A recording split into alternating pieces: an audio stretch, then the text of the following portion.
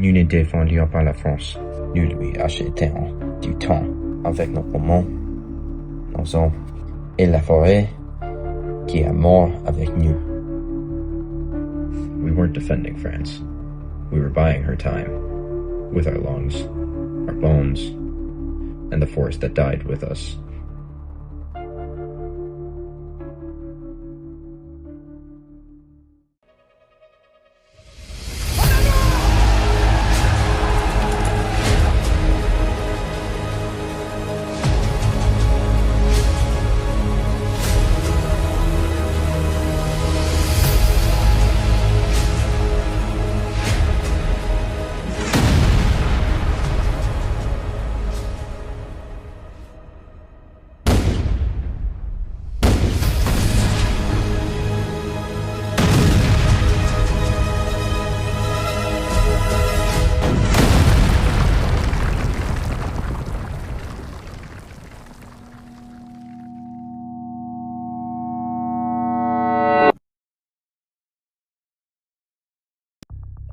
In late 1915, the First World War had crumbled to a standstill, with both the Allied and Central Powers of Europe searching for some way to break the stalemate. French Commander-in-Chief Joseph Joffre had conceived a plan for a massive Franco-English offensive across the Somme River in Flanders, Belgium, with hopes to capture multiple strategic positions in order to weaken the German forces, thus shifting the conflict from a stalemate into a war of attrition against Germany, wearing down the German forces until they could not sustain the war effort any longer.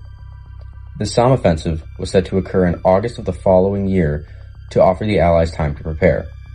Joffre ordered all available forces along the Western Front to make their way north towards Belgium, as well as the transport of all unnecessary supplies, whether that be vehicles, artillery batteries, machine guns, horses, etc., to be moved up the line as well. All quiet sectors along the front lines were stripped of their unnecessary equipment and men. If it was not being put to use in a sector, it was shipped north, where it would be.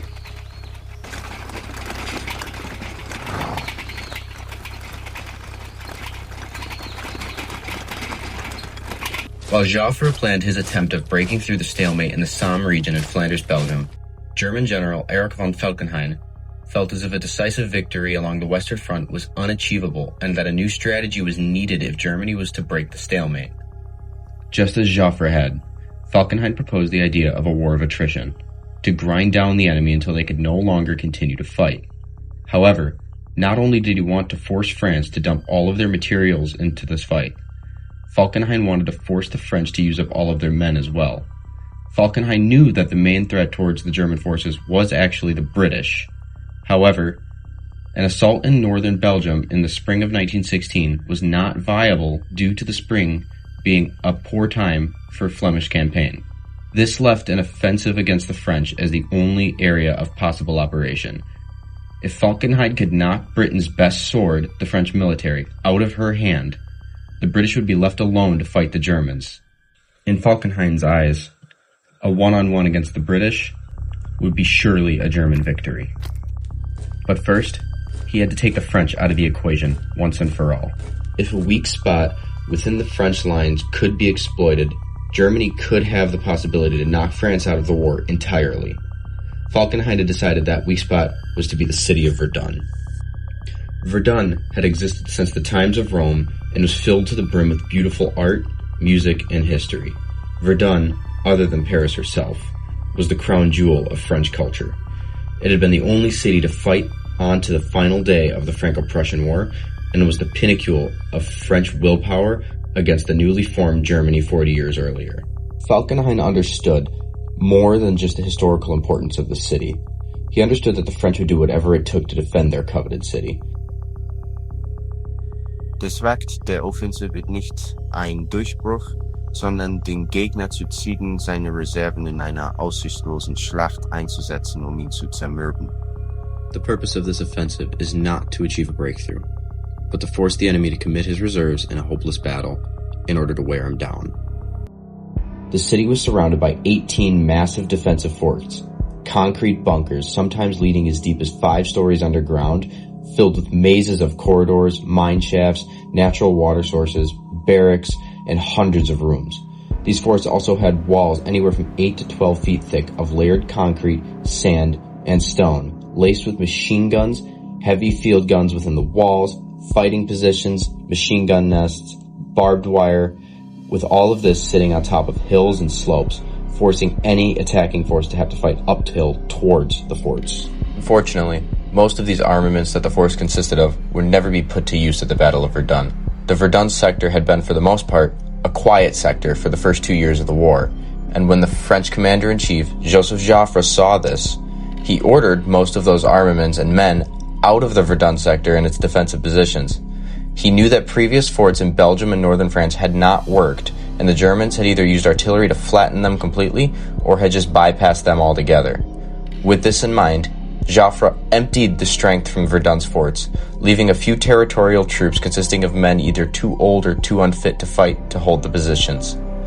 All of the supplies and men that were taken out were sent up to go support the assault at the Somme.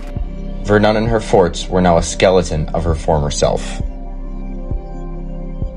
On February 21st, 1916, Erich von Falkenhayn's plan set into motion with one goal in mind: kill as many French as possible, waste as many supplies as possible, force France out of the war at all costs.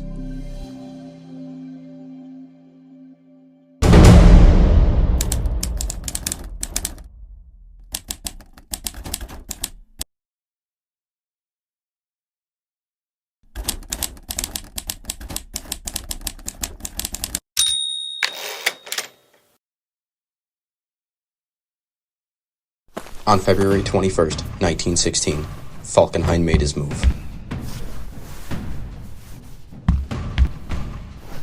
Feuer auf diese Koordinaten! Lasst niemandem am Leben! Feuer!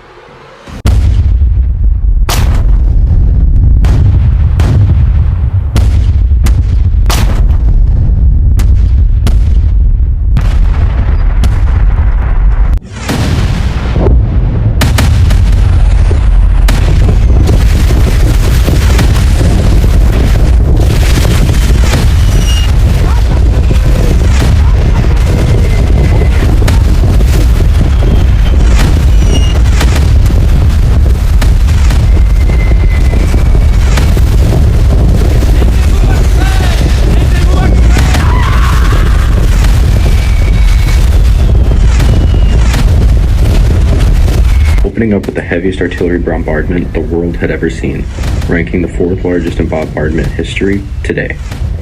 1 million shells fired from 808 artillery guns turned the Verdun sector into a mess of overlapping shell craters, mud, and bodies.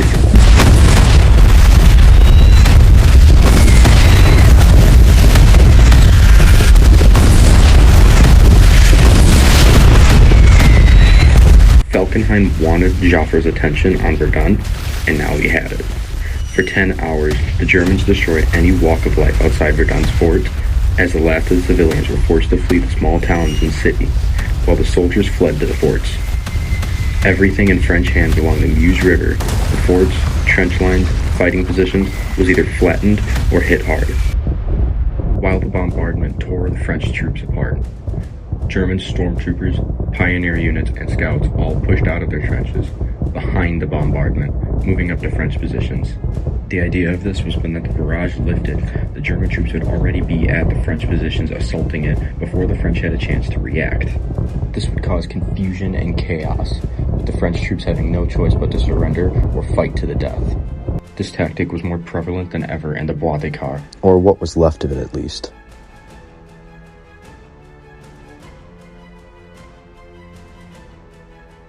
Within the Bois des Cars contained Lieutenant Colonel Émile Drian and his 1,500 chasseurs. Before the battle had actually begun, Drian had actually argued with Joffre over whether the men and guns should have been removed. Drian had argued, stating that this place was supposed to be a fortress. Yet, there were no guns left, and no men to use them. Drian argued, saying that the area was threatened. Yet, Joffre denied it. Drian was proven right. When the shelling began, Drian ordered all of his men into cover. There, they sat for a little over 5 hours, being pummeled by the German artillery barrage unleashed upon them.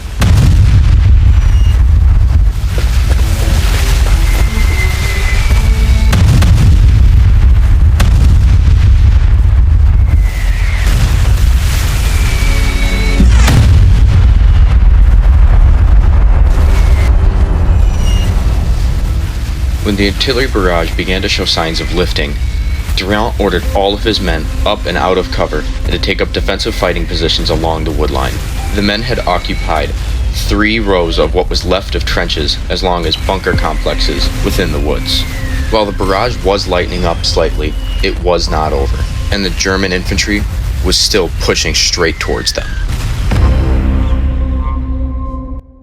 A sergeant quartermaster under Lieutenant Colonel Driant's command recalled, "Around noon, the bombardment began to subside. We were ordered, 'Everybody out.' The chasseurs were waiting for the order to break away, with no defense to protect us. Colonel Driant was aware of our situation and deployed men to the right and the left of our shelter. To give us assurance because we were completely in the open, he himself appeared with a gun in his hand and a box of grenades at hand, in the position of a shooter, kneeling. They did not have life," said the colonel, "and we are committed to saving our skin." By the time the bombardment lifted, only 1/5 of Driant's men were still alive to hold the position. This means of the full 2 battalions that were holding the Bois des Cars, 1,200 men, only around 240 were still able to fight. With the Germans following close behind the bombardment, by the time it had lifted, they were already on top of the French. Almost immediately, heavy fighting broke out between the French and the Germans. The German attack left the French fighting tooth and nail for every single inch of that destroyed woodland area. The fighting began with close rifle fire, shooting at each other from less than 10 meters away, before moving on to fighting with buttstocks of rifles, grenades, knives, bayonets, and fists. Lieutenant Grosset records the initial attack. Chasseur Henin alone prevents a communication trench from falling into the hands of the enemy before his head is crushed by a rifle butt. Staff Sergeant Simon is disfigured by a grenade. Sergeant Berthier has his jaw broken by a bullet. Chasseur Dubois has his belly opened by a bayonet. Robin and the survivors are now down to a few dozen meters but are able to cling to their position.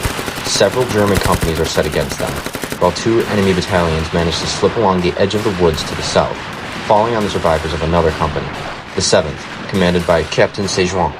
4 successive assaults repress our men.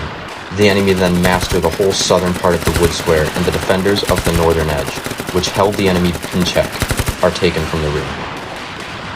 The French fought with everything they had, choosing that they would rather die than abandon their post and either retreat or surrender. Sergeant Legrand later stated, "I received the order to hold to the end.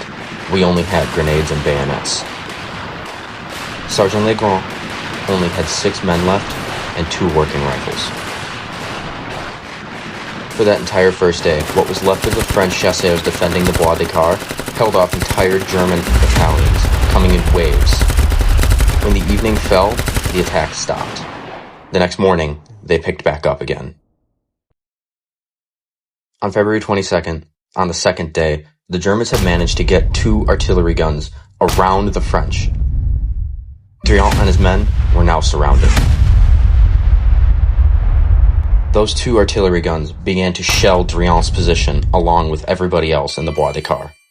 Corporal Stephanier described, "Our bunker was surrounded almost immediately after the bombardment stopped. 'For God's sake, shoot!' cried Robin. 'It's impossible,' shouted back a chasseur. 'They're here, hundreds of them, 6 meters away.' 'Never mind, fire! It's mad, Lieutenant. They're there, I tell you, more than 100 have encircled the post.' Yet, Lieutenant Colonel Driant and his men continued to hold, and they continued to fight.